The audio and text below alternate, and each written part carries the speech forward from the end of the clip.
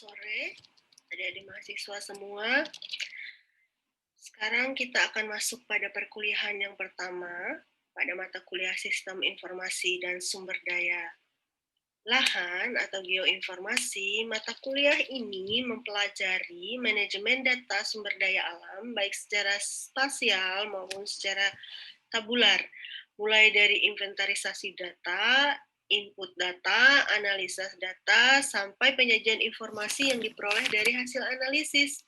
Di mana tujuan mahasiswa untuk mengikuti mata kuliah ini, kita berharap mahasiswa bisa memahami seperti apa caranya untuk memasukkan atau input data sumber daya lahan, serta seperti apa manajemennya, seperti apa analisisnya, dan juga informasi yang dapat dihasilkan dengan menggunakan software sistem informasi geografis. Nanti akan dijelaskan lebih lanjut apa saja software yang akan digunakan. Dan sistem informasi sumber daya lahan adalah merupakan bagian dari sistem informasi geografis atau yang kita tahu SIG atau GIS juga sering disebut, yang memfokuskan perhatiannya pada data fisik sumber daya lahan seperti tanah, vegetasi, dan air. Seluruh aplikasi sistem informasi sumber daya lahan sebenarnya dapat ditangani oleh software sistem informasi geografi. Kita bisa melihat apa sih bedanya sistem informasi geografi sama komputer asisten kartografi sama komputer asisten drafting. Adik-adik mungkin yang punya teman dari teknik pasti tahu apa namanya CAC atau CAD. Nah, dalam hal ini seperti apa sih perbedaannya? Nanti kita akan lihat kemampuannya dalam menangani data grafis, data tabular, dan juga menganalisis data. Serta juga kita akan tahu apa nih perbedaan pemetaan secara manual yang biasa mungkin ada pernah melihat yang dilakukan oleh Badan Pertanahan Nasional dalam membuat sertifikat, itu pemetaan manual, jadi ada gambarnya kan di sertifikat itu. Apa juga bedanya dengan sistem informasi sumber daya lahan dalam hal proses kartografinya, dalam input datanya, dalam penyimpanan, pengambilan data, analisis, serta nanti pelaporannya seperti apa.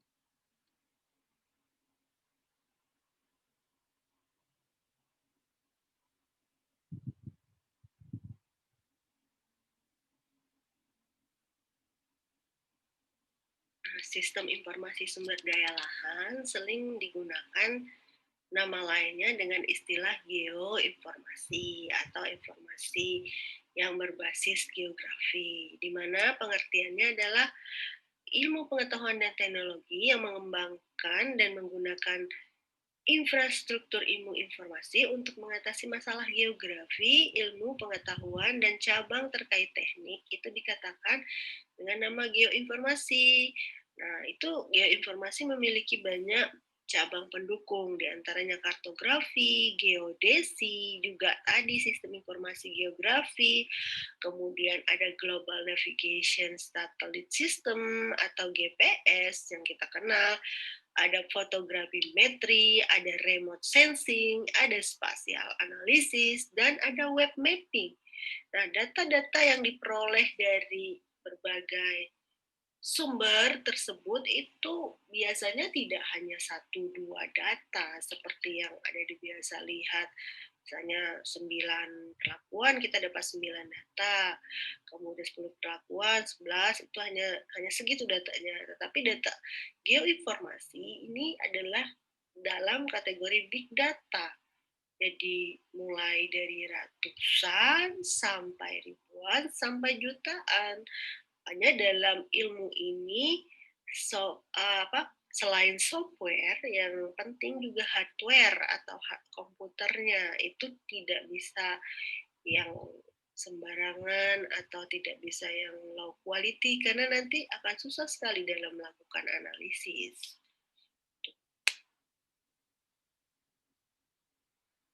Sekarang kita lihat lagi lebih detailnya seperti apa itu sistem informasi geografi atau sistem informasi spasial.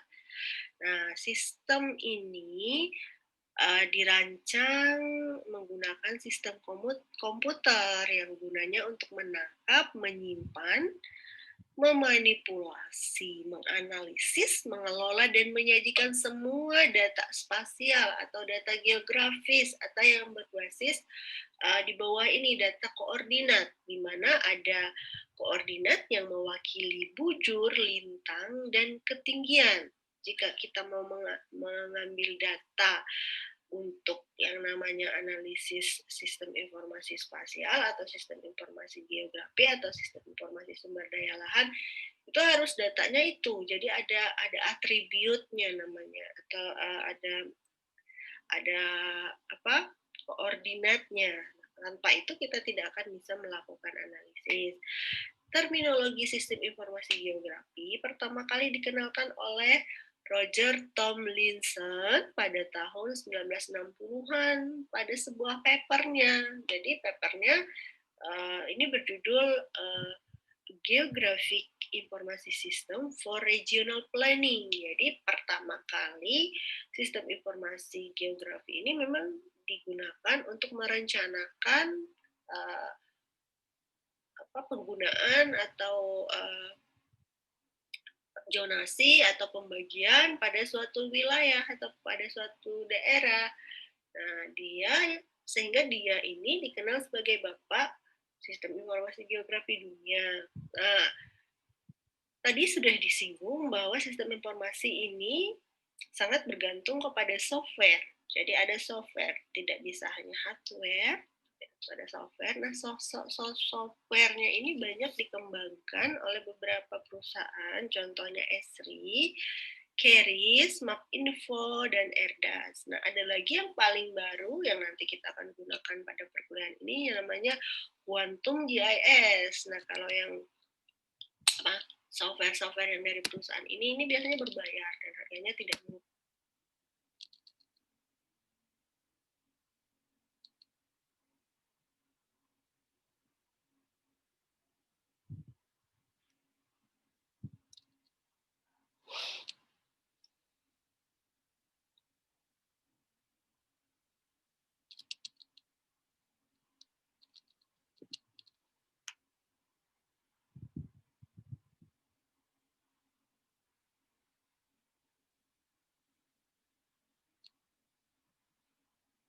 Jadi setelah kita melihat komponen-komponen dari sumber daya lahan itu apa saja, kita udah tahu tadi tanah, air, kemudian vegetasi, kemudian iklim juga. Nah, kita mau tahu sih seperti apa sebenarnya manfaat dari sistem informasi atau sistem informasi sumber daya alam ini untuk evaluasi dan monitoring suatu kondisi lahan. Jadi ini kita punya lahan di suatu daerah. Apa sih sebenarnya manfaat ini atau tanpa ini juga bisa kita lakukan? Nah, manfaat yang pertama adalah untuk mengetahui persebaran berbagai sumber daya alam, misalnya minyak bumi, batu bara, emas, bahan-bahan tambang lainnya. Nah, kalau kita tidak punya peta, artinya peta itu adalah nanti output dari sistem informasi geografi, itu kesulitan kita melihat sebarannya di mana. Contohnya saja, misalnya ketika kita ditanya, uh, apakah lahan gambut itu merupakan lahan paling luas di Kalteng? Sering pertanyaan ya. Kita bilang, iya. Mana datanya? Oh, kata orang. Atau kata si A, kata si B. Nggak bisa. Jadi kita harus menunjukkan petanya. Kalau minimum paling luas ya berarti sebarannya di mana, di kabupaten mana, di kecamatan mana, di desa mana. Nah, itu intinya sistem informasi. Yang kedua, selain tadi sumber daya alam, barang tambang, juga untuk mengetahui persebaran dan luasan kawasan lahan. Jadi kita tahu nih yang mana yang lahan potensial, yang mana yang lahan kritis, yang mana yang hutan masih baik, yang mana hutan masih rusak, yang mana lahan pertanian, di mana lahan perkebunan, dan pemanfaatannya untuk perubahan penggunaan lahan. Misalnya nih kita mau kita pengusaha, kita mau punya lahan katakanlah 500 hektar nih untuk nanam awal sawit kita. Datang kita ke suatu kabupaten misalnya. Kita kita mau nanam di mana kita nggak tahu, misalnya posisinya di mana kalau kita nggak punya petanya atau nggak punya sistem informasi geografinya, di mana letaknya. Nah, kalau punya datanya, punya petanya itu akan mudah sekali. Nah, selain itu sistem ini juga bisa mengetahui nilai ekonomis. Jadi kita bisa menghitung, misalnya dalam luasan segini, lahan ini berapa nilai ekonomisnya, berapa nilai ekonomis airnya, ekonomis tanahnya, ekonomis vegetasinya, maupun faktor pendukung lainnya. Selanjutnya, sistem ini juga banyak dimanfaatkan untuk pengawasan daerah bencana alam, sehingga ada peringatan dini lebih gampang disusun jika kita bisa memanfaatkan sistem informasi. Contohnya seberapa luas sih bencana alam ini akan atau sudah terjadi, seperti apa pencegahannya, menyusun rencana untuk membangunnya kembali, penentuan titik bahayanya di mana, prediksi ketinggian banjirnya berapa, dan tingkat kekeringan. Belum lagi yang bencana alam, gunung meletus dan segala macamnya, itu juga bisa dipelajari jika kita punya datanya. Nah, itu penting. Sistem informasi geografi ini penting sekali untuk memonitori kondisi suatu lahan.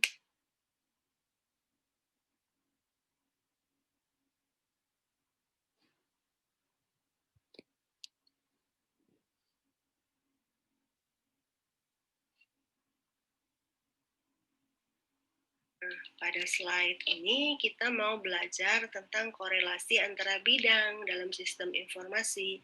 Ada berbagai cabang ilmu yang nanti sangat berkaitan dengan mata kuliah sistem informasi sumber daya lahan atau juga dalam kegiatan sistem informasi geografi. Nah, yang pertama tentunya aplikasi komputer. Kita lihat yang kedua, adik-adik harus tahu mata kuliah klasifikasi tanah. Kemudian selanjutnya ada evaluasi lahan dan konservasi, ada juga mata kuliah AMDAL, ada mata kuliah agroklimatologi tentang faktor-faktor iklim, ada mata kuliah ilmu ukur tanah dan kartografi, ada statistika, dan ada juga sebenarnya satu mata kuliah lagi itu perencanaan wilayah ya kalau tidak salah. Nah itu sangat penting. Jadi kita tidak bisa memahami sistem informasi sumber daya lahan tanpa kita mengetahui minimal, atau untuk dapat tahu ini kita harus ambil mata kuliah ini supaya lebih memahami, karena ini adalah semacam ujungnya. Jadi untuk menganalisisnya seperti apa menggunakan sistem informasi geografi seperti itu.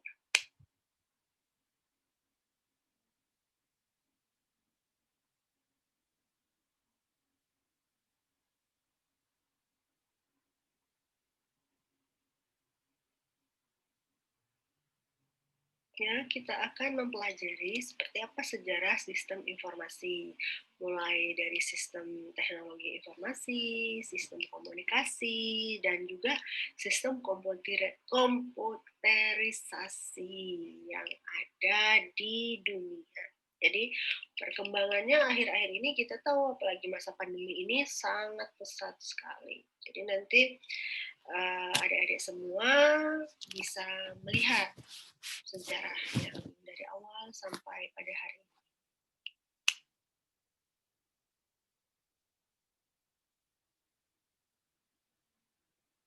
Jadi, adik-adik sudah melihat pengertian daripada teknologi informasi adalah aplikasi komputer dan perangkat telekomunikasi untuk menyimpan, mengambil, mengirim, dan memanipulasi data.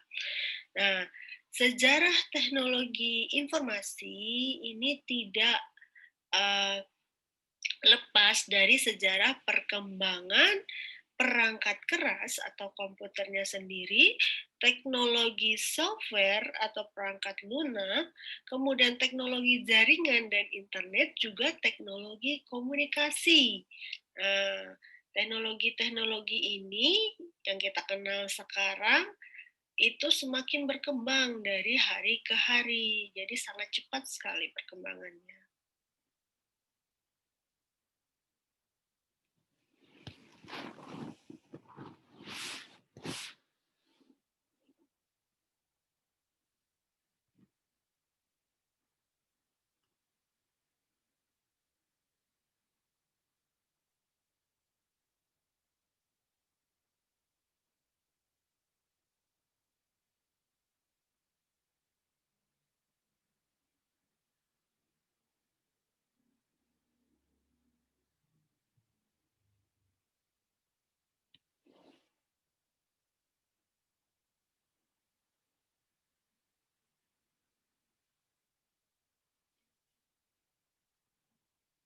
setelah adik-adik mempelajari tentang sejarah daripada teknologi informasi, misalnya hardware, software, perkembangan telekomunikasi, bahkan perkembangan jaringan internet. Pada slide ini kita akan mempelajari seperti apa sih perkembangan teknologi internet yang mungkin adik-adik di sini yang udah lahir atau sudah besar di tahun 2020 tidak tahu seperti apa sih dulu perkembangannya jaringan internet mulai dari yang apa, CDMA, GPRS, SPA dan segala macamnya. Nah kita lihat ternyata sekarang kan terkenal nih beberapa istilah, ada G misalnya 4G, 5G. Nah itu artinya generation ya, dan ini berhubungan dengan kemampuan transmisi data, di mana kita lihat semakin ke sini, kita sekarang berada di level 4G ya. Di level 4G, kita bisa melihat bahwa package kecepatan internetnya 3-5 Mbps. Kemudian ini sudah include dengan Wi-Fi, WiMAX, LTE. Nah, kedepannya kita akan masuk pada era 5G. Dan nanti kita akan bahas satu persatu era ini ya. Pembelajaran awal kita pada hari ini, saya mulai dari 3G. Kenapa saya tidak membahas yang sebelum-sebelumnya? Karena nanti adik-adik bisa baca sendiri ya, di internet itu ada banyak informasi-informasinya. Saya mulai dari yang 3G karena ini dimulai pada tahun 2000-an ya, di mana adik-adik semua mungkin sudah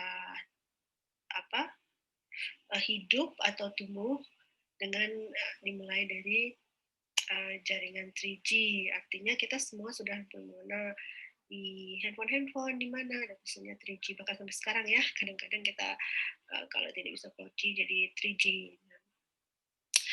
Ini dimulai pada tahun 2001 sampai dengan 2003 ya, di di handphone CDMA dan juga handphone GSM, artinya yang seluler sekarang ya, ini diperkenalkan. Pada waktu itu kalau di Indonesia ya pasti semua tahu Telkomsel ya. Telkomsel dulu ada dua, ada satunya Friend ya, Friend itu CDMA, kemudian ada Telkomsel yang sekarang ada AS, ada macam-macam variannya itu GSM. Jadi handphonenya beda gitu. Nah, 3G itu kepanjangan dari third generation atau generasi ketiga yang disebut sebagai mobile broadband, yang merupakan sebuah standar yang ditetapkan oleh International Telecommunication Union, di mana jaringan generasi ketiga ini itu diaplikasi pada jaringan seluler dan semakin populer karena punya kemampuan untuk mengakses internet. Jadi kita semua bisa menggunakan ponsel pintar, smartphone, itu berkembang pesat ya dengan adanya 3G ini.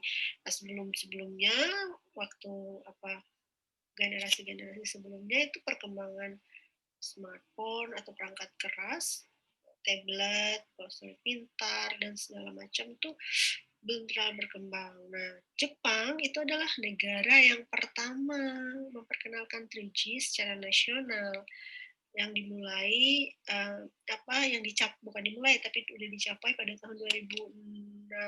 Kebetulan saya dulu kuliah di Jepang, dan ketika saya datang dari Indonesia nih, Indonesia kan belum aplikasi 3G.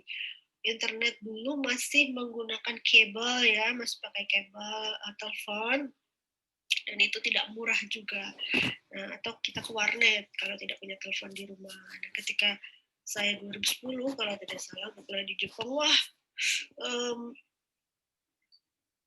merasa wow gitu, karena akses internet cepat, cari bahan cepat, kemudian informasi-informasi bisa didapat dengan cepat, kita nggak usah baca buku yang tebal banyak, tapi semuanya disediakan di Google Search atau dulu Yahoo Search gitu ya. Jadi wah, merasa wow gitu, karena teknologi ini sangat bermanfaat untuk pendidikan. Nah, teknologi 3G dikenal pada awalnya untuk tujuan sebagai berikut. Tujuan awalnya ya menambah efisiensi dan kapasitas jaringan, menambah kemampuan ruang jelajah, roaming, kemudian untuk mencapai kecepatan transfer data. Jadi kalau kita kirim email, itu lebih cepat sampainya dan bisa emailnya kalau sekarang ya 25 megabyte ya besarnya. Kalau selain itu, kita tetap bisa mengirim, tapi menggunakan Google Drive atau Dropbox atau link seperti itu. Nah, itu sangat menunjang sekali untuk kita yang bekerja ya, bekerja uh, research misalnya atau bekerja berhubungan dengan data gitu. Jadi kita tidak harus datang ke orangnya nih menyampaikan flash disk, tapi bisa aku kirim. Nah, itu luar biasa. 3G itu. Dan beberapa tahun ini kita mengenal 4G. Jadi di handphone adik-adik semua tuh pasti sudah 4G semua ya. 4G semua, kecuali di daerah pedalaman atau desa kadang munculnya kadang 3G aja gitu ya. Dan beda, signifikan beda kecepatan internet, walaupun yang tadi yang 3G itu ketika dulu saya rasakan sangat cepat sekali, tapi ketika dibandingkan dengan 4G yang sekarang, wah, apa namanya, jauh lah lebih cepat yang 4G. Nah, saya mengenal 4G itu juga ketika saya masih berkuliah di Jepang, itu kita belum bisa masih 3G ya di Indonesia ya. Itu di sana sudah 4G. Nah, beberapa tahun saya sebagai visiting scholar di sana juga menikmati yang perbedaannya kalau dari internet Indonesia, Jepang gitu kan, di sana sangat cepat sekali dan termasuk salah satu internet tercepat di dunia. Barangkali nanti adik-adik punya kesempatan yang sama bisa mengunjungi negara-negara yang teknologi tinggi, misalnya Jepang, Jerman, atau negara-negara Eropa lainnya yang kecepatan internetnya bagus. Bahkan internet di Australia itu kalah jauh dengan di Jepang. Jadi ketika saya ada kegiatan di Australia itu beda kayak di Jepang. Kalau di Jepang, wow, kita download internet tuh cepat sekali gitu. Nah, di Indonesia sendiri penggalakan atau kampanye tentang penggunaan 4G ini baru-baru aja ya, baru-baru 5 tahun ini, di mana mungkin baru 2-3 tahun ini ada program misalnya Telkomsel migrasi dari 3G ke 4G, misalnya kartunya itu kan ada ya. Adik-adik mungkin juga sudah pernah melihatnya. Nah, itu dimulai dari 2015 di Indonesia sampai akhirnya sekarang itu ada beberapa perusahaan bukan internet sih, perusahaan seluler ya, misalnya kayak XL, Telkomsel, apalagi Indosat gitu kan, semuanya memanfaatkan 4G dan semuanya berlomba-lomba promosi 4G ya sekarang kalau kita beli. Dan itu 4G ini fokusnya memang di paket data. Kalau dulu kan kita 3G itu kadang-kadang masih menggunakan pulsa telepon ya, pulsa telepon untuk belinya. Tapi sekarang semuanya udah beda, kita bisa beli paket data sendiri. Adik-adik sekalian, masa 4G sudah kita rasakan. Nah, ke depan kita akan masuk masa daripada 5G. Nah, masa 5G ini yang akan menggabungkan antara dunia nyata dan dunia maya ya istilahnya kalau di Indonesia seperti itu. Ini nanti suatu saat di mana manusia ini sudah kita rasakan sekarang ya, seperti kuliah kita sekarang itu kan mayoritas daring akibat COVID-19. Nah, COVID-19 atau pandemi ini juga mempercepat kemajuan daripada jaringan seluler ya, jaringan internet, perkembangan hardware, software. Jadi sekarang kalau dulu mungkin tahun yang lalu adik-adik tidak mengenal yang namanya aplikasi Zoom, belum terlalu familiar walaupun ada, atau tim Microsoft atau yang lain-lainnya. Nah, semuanya itu kita udah tahu semua belum tahu ya, bukan sudah tahu, belum tahu dulu. Nah, sejak ini kita harus diwajibkan menggunakan itu. Ketika kita misalnya ada himbauan jaga jarak, orang tidak boleh bertemu langsung, kita menggunakan aplikasi video call atau apapun itu ya. Jadi itu artinya menghadirkan dunia nyata tetapi menggunakan fasilitas internet. Nah, bahkan idenya ini bapaknya 5G ya, Michael Lemke. Beliau adalah peneliti, sebenarnya beliau peneliti fisika, bukan peneliti komputer ya. Fisika, karena basic dari telekomunikasi itu kan fisika. Jadi ada yang kalau tertarik dengan fisika, ini nanti bisa menggeluti bidang ini, bidang teknologi ini, silahkan.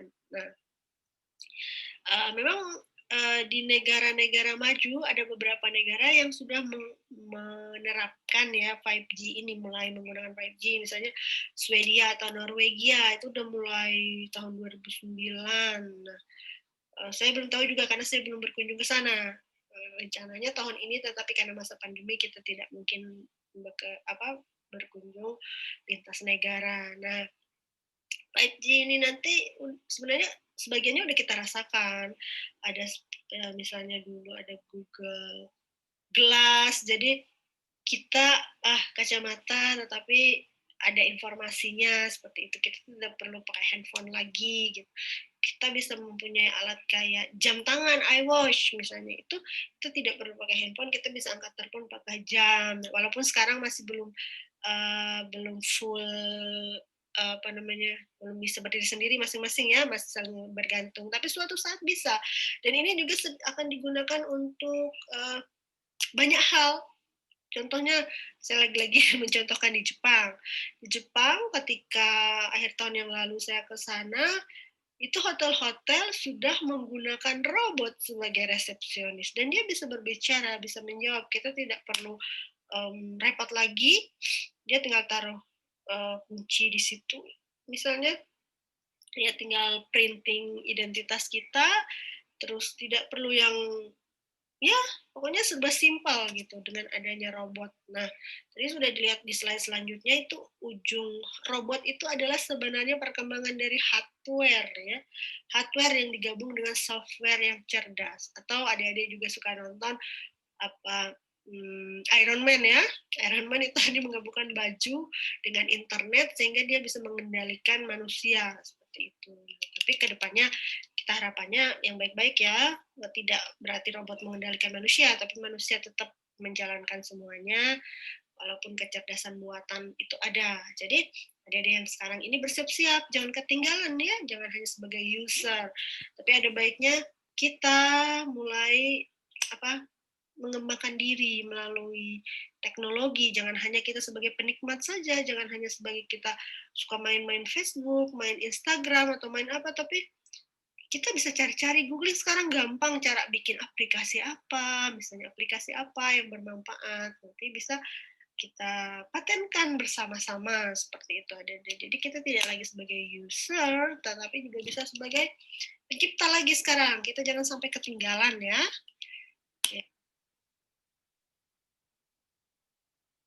Sekarang kita akan mempelajari konsep dasar sistem informasi geografis. Sistem ini menunjukkan data-data yang bisa mempresentasikan dunia nyata. Jadi, tetapi ini dapat disimpan, dimanipulasi, diproses, dipresentasikan dalam bentuk yang lebih sederhana dengan layer-layer tematik yang dihubungkan dengan lokasi-lokasi geografi di permukaan bumi. Nah, hasilnya atau outputnya ini agar bisa digunakan dalam pemecahan masalah-masalah dunia yang nyata, misalnya perencanaan, pelaksanaan, pemantauan, evaluasi, pemodelan, dan pengambilan keputusan menyangkut data kebumian. Jadi ini salah satu metode ya, sistem informasi geografi ini salah satu metode yang bisa dimanfaatkan oleh kita semua.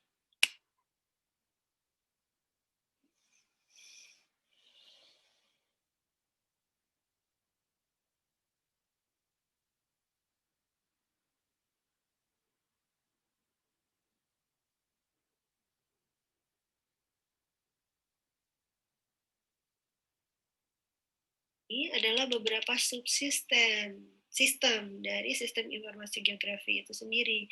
Yang pertama, input. Yang kedua, manipulasi.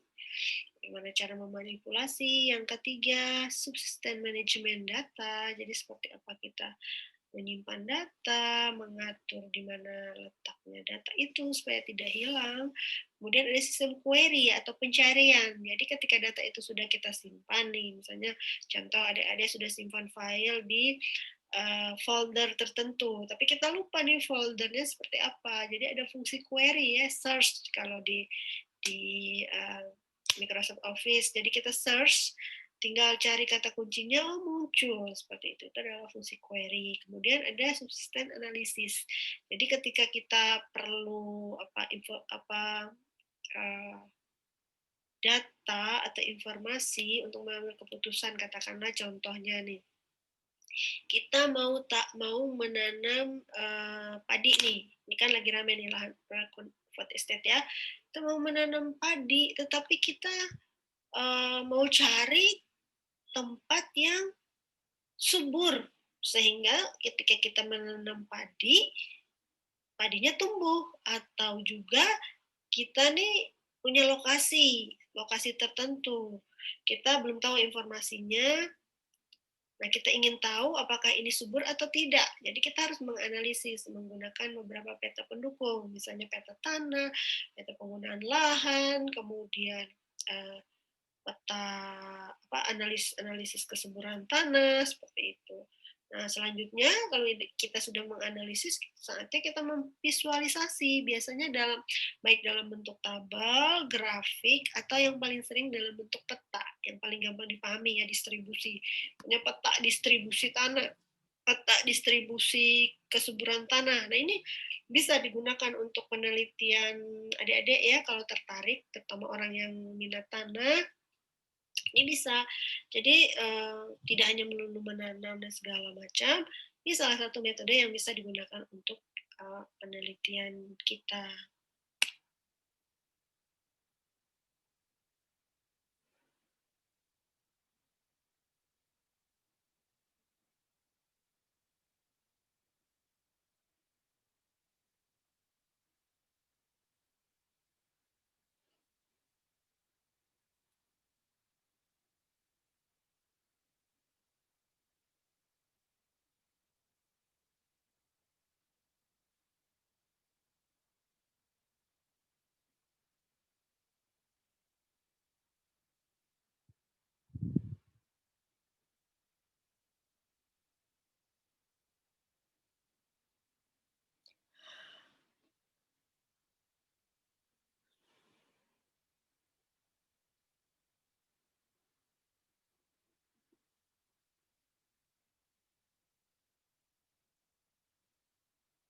Adik-adik, berikut adalah komponen sistem informasi geografi. Ada 5 komponen penting yang harus ada saat kita mau menggunakan metode sistem informasi geografi adalah yang pertama kali adalah data. Kalau nggak ada data, nggak ada yang bisa kita analisis. Kemudian ada hardware-nya. Hardware artinya seperangkat komputer yang sesuai. Ada software. Kalau ada komputer saja tapi tidak ada software untuk menganalisis juga tidak bisa. Ada data tapi tidak ada hardware software juga tidak bisa. Kemudian application atau aplikasi. Ada software, softwarenya apa dulu, aplikasinya apa dulu, aplikasi GIS atau sistem informasi geografi tentunya. Nah, kalau udah keempat itu ada, tapi tidak ada manusianya yang bisa menggunakan, itu juga tidak bisa. Sehingga kelima komponen ini harus ada semuanya saat kita mau mengambil atau menganalisis menggunakan metode sistem informasi geografi. Nanti ketika adik-adik nih mau siapa tahu mau skripsi ya tentang ini, misalnya saya mau mengevaluasi sebaran apa itu tingkat hara nitrogen di tanah misalnya. Tapi kita nggak punya data kandungan nitrogen, nggak bisa. Kita nggak punya data peta tanah juga nggak bisa seperti itu. Nah, jadi adik-adik Nanti bisa baca di slide-slide selanjutnya itu ada penjelasan satu persatu dari setiap komponen yang ada di GIS atau SIX ini sendiri. Jadi nanti adik-adik bisa baca sebagai pendahuluan ya. Silahkan dibaca, kemudian kalau masih kurang rasanya bisa cari lagi dari apa? Dari Google, dari mana-mana gitu. Ya, selamat belajar ya adik-adik.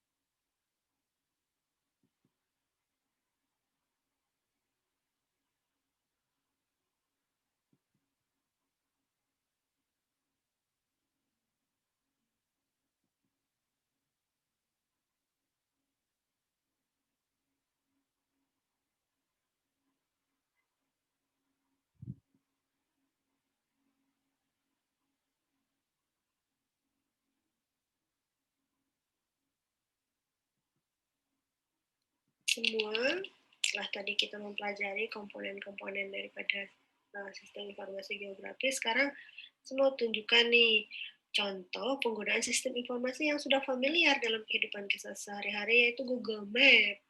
Jadi sebelum zaman dulu kan, sebelum ada Google Map, kita kan susah nih mencari lokasi atau mencari tempat tertentu, kita harus cari-cari, tanya-tanya gitu kan dari orang sekeliling. Ada orang yang mau ngasih tahu yang benar, ada yang enggak, ada yang kita juga nggak mengerti arahannya kemana. Nah, dengan ada Google Map, ini kan gampang. Misalnya kita mau pergi ke, katakanlah dari lokasi A ke lokasi B, mau cari sesuatu, tinggal ketik di Google Map, udah ada informasinya. Itu contoh sederhananya. Tetapi adik-adik sebagai mahasiswa, tidak hanya sebagai user, saya berkali-kali ingatkannya, tapi kita juga harus sebagai pelaku atau sumber dayanya, supaya bisa menciptakan peta ini, supaya bisa menciptakan informasi ini yang bermanfaat buat masyarakat seperti itu. Jadi di sini kita akan belajar menggunakan beberapa software yang gampang. Saya tidak akan menggunakan software yang susah atau yang berbayar karena itu tidak mungkin juga buat kita ya, apalagi di universitas ini kita masih belum punya fasilitasnya. Tapi kita bersyukur masih ada mata kuliah ini supaya paling nggak memacu lah untuk kita supaya belajar lebih jauh tentang teknologi ini. Nah, nanti minggu-minggu ke depan saya akan tunjukkan ke adik-adik semua contoh-contoh software, contoh-contoh aplikasi yang bisa kita manfaatkan dan bisa berguna untuk riset dan kehidupan kita sehari-hari. Itu dulu ya kuliah kita pada hari ini adik-adik. Sampai ketemu minggu depannya lagi. Jangan lupa ini dipelajari ya. Kalau ada yang kurang, seperti saya sampaikan tadi, ada yang kurang dari yang penjelasan saya, adik-adik bisa baca. Udah informasinya udah banyak di mana-mana ya. Jadi tidak hanya mengandalkan ini. Gitu. Ya adik-adik banyak waktu luang nih di masa pandemi ini kan. Tinggal di rumah gitu ya. Jadi silahkan belajar. Sampai ketemu lagi minggu depan.